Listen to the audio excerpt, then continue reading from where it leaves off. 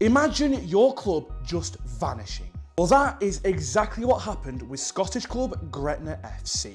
So Gretna FC have always had a strange history.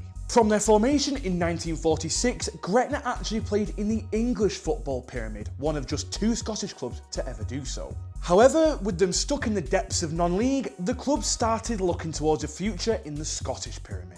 And after 2 failed applications, Gretna were finally elected into Scottish football in 2002. Placed in at the 4th tier, the club from a town with a mere 3,000 inhabitants that had never even played in Scotland before had 0 expectations. But millionaire Brooks Mileson thought on the contrary. Mileson had made his fortune in construction and insurance, and he chose to invest those riches in local and non-league football.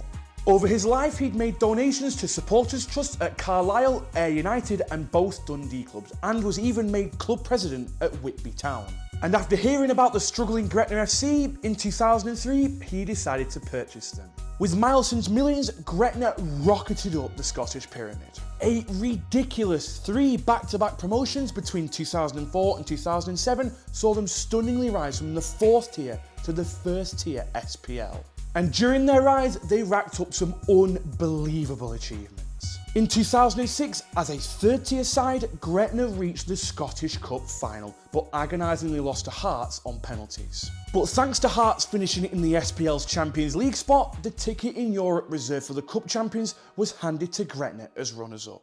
And despite being knocked out at the first time of asking, a newly promoted 2nd tier side playing in Europe was unbelievable. All of this culminated into one of the greatest rises in football history. They'd gone from a new team to the top flight, they'd reached a cup final and even played in Europe, all in the space of just 5 years. And then it all just vanished.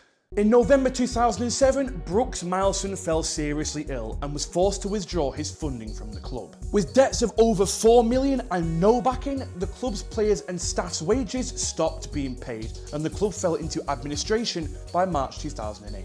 Kept on life support solely by the SPL's desire to maintain the league's integrity, the administrators set an end of the season deadline for any new buyers. But of course, no one would touch Gretna with a 10-foot pole. They were gone. So remember to enjoy your team's success while you can, because it could all just vanish.